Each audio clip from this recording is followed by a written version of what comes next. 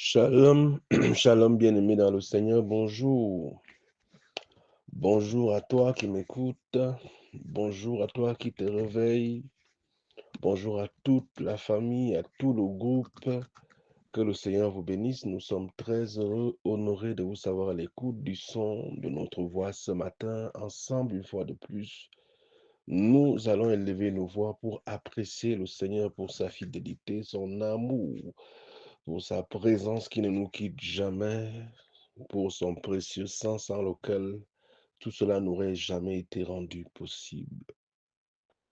Bien-aimé, ouvre rapidement avec moi ta Bible une fois de plus. Saisis-toi d'elle et nous allons la parcourir. Hébreux chapitre 4, verset 16. Hébreux chapitre 4, verset 16. Il est écrit: Approchons-nous donc avec assurance du trône de la grâce, afin d'obtenir miséricorde et trouver grâce pour être secourus dans nos besoins. Amen. Bien-aimés, depuis hier et avant-hier et encore avant-hier, nous avons lu dans 1 Jean chapitre 1, versets 8 à 10. Surtout la partie du verset 9, si nous confessons nos péchés, il est fidèle et juste pour nous pardonner, pour nous purifier de toutes nos iniquités. Ce que nous avons lu, si tu n'as pas été connecté avec nous hier, je te prie de suivre cette portion-là. Ça t'évitera de poser des questions. Si nous confessons, bien-aimés, comme j'ai commencé à dire, le pardon de Dieu est l'expression de l'amour de Dieu pour chacun de nous, et l'amour de Dieu n'est pas conditionné par quoi que ce soit. Donc, avant que nous ne venions dans ce monde, Jésus est allé à la croix. Quand Jésus est allé à la croix, toute ta vie était dans le futur. Et il a alors vu toute ta vie de péché. Ta vie que toi tu vis aujourd'hui, il l'a vue et il a porté dans son corps toute ta vie de péché. Il est devenu péché, lui qui était sans péché. Et il a été puni à cause de toutes tes fautes. Son sang qui a coulé était l'expression de cette mort qu'il a subie, cette punition qu'il a endurée à cause de tes fautes. Donc, bien-aimé, tes fautes ont déjà été punies dans le corps, dans l'âme d'un innocent. Son nom, c'est Jésus. C'est pour ça que le Dieu du ciel regarde à ta vie aujourd'hui. Si il revient te punir, bien que tu le mérites, il ne serait plus intègre, il ne sera plus saint et il ne peut aller contre sa sainteté, contre sa parole. C'est pour ça que son pardon nous est octroyé sur la base de la mort de Jésus. Parce qu'il n'y a pas de pardon de péché sans effusion de sang, sans qu'une mort ne survienne. Le péché doit être puni. Il doit recevoir sa juste sentence, c'est la mort. Et le tien a été puni. C'est pour ça que Dieu t'offre son pardon. Et son pardon est total. Il va englober ta vie d'hier, celle d'aujourd'hui et de demain, puisque dans sa mort, tu n'étais pas là. Ta vie depuis ta naissance jusqu'au jour où tu quittes cette terre, Dieu l'a vue. Et il s'est chargé de toutes les pollutions attachées à cette vie ainsi que toutes ses conséquences. Bien-aimé, c'est à cette juste valeur que tu dois apprendre à apprécier l'acte que Dieu a posé, un acte d'amour pour toi, avec pour objectif de te réconcilier avec lui. Donc, approchons-nous donc avec assurance, comme il dit dans Hébreux chapitre 4, verset 16 ici, approchons-nous donc. Cette façon de parler, approchons-nous donc. C'est comme si on reproche à celui qui approche de ne pas venir avec assurance. Il a des hésitations. Il a peut-être un sentiment d'indignité, il se sent peut-être indigne, il se sent peut-être coupable. Il ne vient pas avec assurance. Mais le Dieu du ciel dit, approchez-vous donc avec assurance pour obtenir miséricorde et trouver grâce pour être secouru dans nos besoins. Bien-aimé, il dit s'approcher avec assurance. Comment je peux m'approcher avec assurance alors que dans ma tête, dans ma pensée, je sais que je ne suis pas digne, que je mérite la mort, je mérite la correction. Je mérite la punition parce que le salaire du péché, c'est la mort. Il dit, pour obtenir miséricorde, approchez-nous donc du trône de grâce pour obtenir miséricorde. La miséricorde, c'est quoi? La miséricorde ici, il apparaît clair qu'elle est différente de la grâce ici. La miséricorde parle de quoi? La grâce parle de quoi?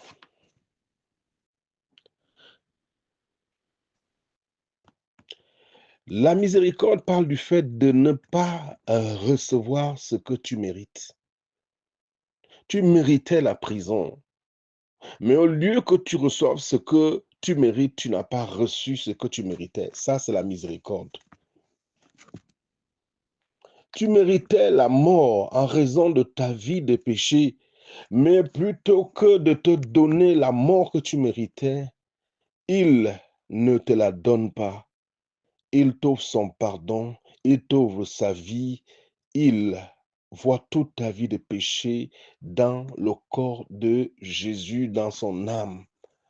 Et en réponse à l'appel qu'il t'a formulé, tu as cru en Jésus, tu dois venir avec assurance, non avec culpabilité, avec assurance, avec conscience qu'un innocent s'est livré. La mort que tu méritais, elle ne te sera plus donnée. Au lieu de recevoir le rejet de Dieu, tu reçois son acceptation, tu reçois son pardon, tu reçois la réconciliation. Et la grâce, c'est quoi? Si la miséricorde, c'est le fait d'obtenir, de ne pas obtenir ce que tu mérites, la grâce, c'est le fait d'obtenir ce que tu ne mérites pas. On te donne ce que tu ne mérites pas. Tu ne mérites pas la vie éternelle, mais on te la donne. Tu ne mérites pas d'avoir une relation, un accès à l'intimité de Dieu, mais la bonne nouvelle, c'est que cet accès nous a été donné. Quelqu'un a payé le prix. Quelqu'un a fait tout ce qui était nécessaire pour que cela nous soit donné. Nous ne l'avons pas gagné, mais cela nous est donné par amour pour nous en raison du sacrifice de Jésus. Bien-aimé, dans les moments où tu te sens coupable, tu te sais fautif, il te dit ne te détourne pas, ne fuis pas, ne te culpabilise pas tant au point où tu veux toi-même purger ta peine. Viens avec assurance, dans la conscience qu'un innocent s'est livré. Ce que tu mérites, tu ne le recevras pas. Tu ne récolteras pas ici ce que tu auras sémé, mais tu récolteras ici ce que quelqu'un d'autre aura semé pour toi. Il l'a fait pour toi, il a payé le prix pour toi. C'est pour ça donc on parle de ce Dieu qui justifie l'impie. Tout ça, c'est à cause du sang de Jésus, à cause de l'acte d'amour qu'il a posé lorsqu'il allait à la croix pour toi et pour moi. Bien-aimé, Dieu n'a plus rien contre toi. Viens avec assurance. Donc, si nous confessons nos fautes ici, ça s'adresse d'abord à l'homme qui n'a pas cru. Il ne croit pas. Ou à cet homme qui ne te dit, se voit pas pécheur, bien qu'il soit plein de péchés. Toi qui as cru, l'agneau de Dieu est passé et il a ôté ta vie de péché. Quand le ciel te regarde aujourd'hui, il ne te voit pas comme un pauvre pécheur. Il te voit comme un pardonné, comme quelqu'un qui a cru à l'agneau de Dieu, qui a ôté. Le ciel voit Christ en toi, le ciel te voit pur, le ciel te voit juste. Pas de temps en temps, pas jusqu'à ce que tu aies encore confessé. Ce n'est pas que tu es juste aujourd'hui et demain tu ne l'es plus. Tu es saint aujourd'hui et demain tu ne l'es pas. Tu es saint en continu et cette sainteté ne vient pas de toi. Elle vient de Jésus. C'est un don, un transfert. Échange d'identité. Vois-toi comme il te voit. Un pardonné, un justifié, pas pour quelques heures, pas jusqu'à ce que tu confesses. Ce n'est pas tes confessions qui te donnent la position que tu as dans l'intimité de Dieu, c'est le sang de Jésus qui te les a donnés, qui te l'a donné. Est-ce que alors le fait de reconnaître mes erreurs n'est pas une mauvaise chose? Non, pas du tout. Je ne les reconnais pas pour le pousser, lui, Dieu, à faire quelque chose. Je les reconnais pour purger ma conscience et je dois m'en détourner pour ne pas donner accès à l'ennemi dans mon corps, dans mon âme. Je dois limiter les accès de l'ennemi dans ma vie puisqu'il n'est qu'un voleur. Le péché aura toujours des conséquences néfastes. Mais ce n'est pas ma propre sanctification qui me donne de gagner ma position dans l'intimité de Dieu. C'est ce que Christ a fait pour moi. C'est la croix. Je dois me vanter de ce que Christ a fait pour moi. Parce qu'il n'y a rien que je pouvais faire qui pouvait me donner accès à l'intimité de Dieu. C'est un pardon gratuit, c'est un pardon total, c'est un pardon qui est une œuvre achevée, qui se conjugue au passé, sur lequel Dieu n'aura plus jamais à revenir. C'est pour ça qu'après avoir offert un seul sacrifice, après avoir accompli la purification de tes péchés, il s'est assis comme pour dire, le travail est terminé, peux-tu t'asseoir avec lui? Peux-tu désormais te regarder comme un homme nouveau, un homme sanctifié, lavé par le sang de Jésus? Entre Dieu et toi, il n'y a plus de séparation. Il n'y a plus, il n'y en aura plus. Tu es uni à lui, ne te vois plus distant, ne te vois plus à distance. Vois-toi intégré dans son intimité. Lui et toi, vous êtes, et vous, lui, et vous êtes désormais une même personne. C'est lui qui a initié cela et qui t'a attaché à lui. La confession va être très populaire dans l'Ancien Testament. Daniel ne peut pas prier sans qu'il n'ait tout confessé. Parce que c'est normal. Ils sont lavés par le sang des boucs. Le péché est couvert et le sang des boucs leur rappelle toujours que le péché est là. Il est là. Il est là. La loi est alors la révélation. Elle est l'exposition d'un fait. Elle expose que le péché est toujours là. C'est pour ça qu'ils vivent constamment dans la culpabilité sous la loi de Moïse. Romains chapitre 3, verset 20. Avec la loi vient la connaissance du péché. La loi te fait savoir que tu es pécheur. Il y a du péché. Voilà l'une des missions de la loi. La grâce de Dieu, il dit par contre, elle est le contraire. Là, Dieu te rappelle que tu es un enfant de Dieu, tu es justifié. Romains chapitre 1, verset 16-17, il dit, en elle, en lui, cet évangile, pardon, vient la connaissance de la justice. En lui, la justice est révélée. Donc, si la bonne nouvelle, l'évangile te révèle que tu es injuste, en raison de ta foi en Jésus, la loi de Moïse te révèle par contre que tu es un pécheur. C'est pour ça que Paul, lorsque l'église de Corinthe fait beaucoup de désordre, il vient révéler à ces gens, ne savez-vous pas que vous êtes sanctifiés, vous êtes le temple du Saint-Esprit, ne savez-vous pas que vous êtes. Il n'est pas venu dans cette église et il a commencé à leur dire, non, à moins que vous ne confessez tout, vous avez brisé votre relation avec Dieu. Non, ce n'est pas ça qu'il vient leur dire. Il vient leur rappeler ce qu'ils sont.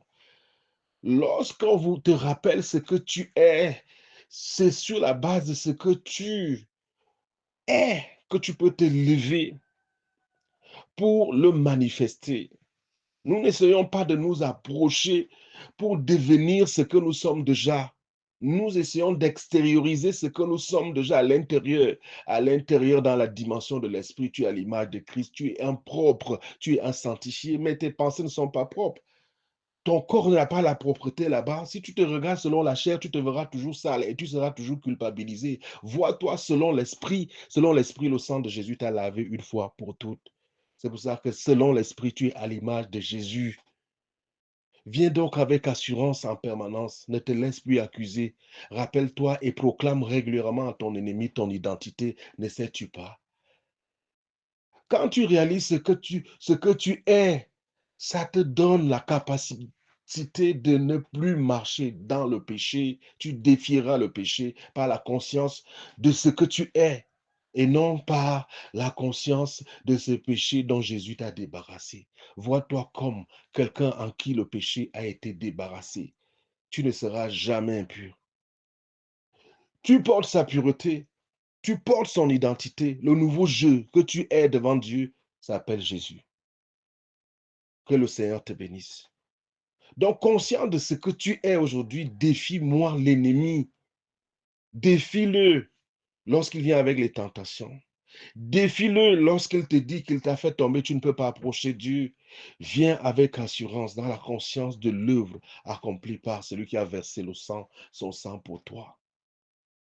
Dans la conscience qu'il n'a pas quelque chose contre toi, tu viens et tu défieras cette maladie, tu te lèveras de ton lit de la maladie, de ton lit d'oppression, de condamnation, dans la conscience que tu es un nouvel homme, une nouvelle identité, un homme que Dieu regarde et il voit Christ. Il a vu toute ta vie d'impureté dans Jésus à la croix et Jésus a été condamné. Comme il voit toute la vie de justice de Jésus en toi qui as cru en lui, vois-toi propre, déclare-toi propre et défie cela. A dit, utilise cela pour défier la maladie, te levant pour suivre Jésus, pour défier le péché, te levant pour marcher en accord avec Jésus. Je suis un nouvel homme. Quelqu'un dit avec moi ce matin, je suis un nouvel homme et avec assurance ce matin, je viens parler à mon Père. Je viens parler à celui qui a payé le prix, qui a vu toute ma vie de désordre, d'impureté en Jésus et qui l'a condamné. Je viens dire à toutes les mauvaises façons de faire dont l'ennemi veut utiliser constamment pour me défaire, m'éloigner de Dieu. Vous avez été condamné à la croix. Bien-aimé, je me défais du péché afin de ne pas donner accès à l'ennemi. Il a toujours des conséquences négatives. À force de demeurer dans le péché, mon cœur s'endurcit et je m'éloigne de Dieu. C'est pas que Dieu me chasse, c'est pas que Dieu ait quelque chose contre moi. Il m'aime toujours, mais j'ai donné moi-même à la dureté à mon cœur. Bien-aimé, reviens à Jésus. Dis-lui avec moi ce matin, Père, j'apprécie tout l'amour que tu m'as manifesté lorsque tu as désigné un innocent pour mourir à ma place. Aujourd'hui, je porte l'innocence de cet innocent qui a porté ma condamnation, qui a porté mon péché. Je suis accepté, je te dis merci. Merci infiniment, tu m'as uni à toi et j'ai conscience que parce que tu es là et que tu m'accompagnes partout, tu m'as conféré une vie de victoire. Je suis victorieux dans les rêves. Je suis victorieux dans la société en continu, pas en raison de ma grande force ou de mes grandes capacités à faire quoi que ce soit, mais en raison de ta présence. C'est toi qui as payé le prix pour rendre possible mon union avec toi. Merci pour cette vie de résurrection par laquelle j'opère désormais. Merci infiniment, Seigneur, pour l'intimité, ton intimité à laquelle j'ai eu accès, pas pour quelques heures. C'est là que je demeure. C'est là que j'habite. Là où la mort n'a rien à dire et rien à faire.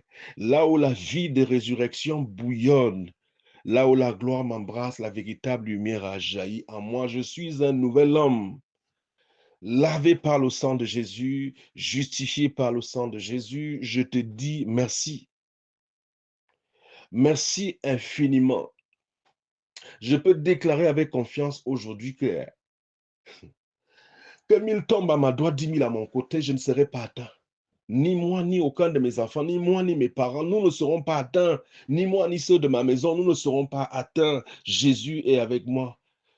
Seigneur, je bénis ta présence. Tu me couvres par ton précieux sang et tu me rends invisible à l'œil de l'ennemi tout au long de cette journée.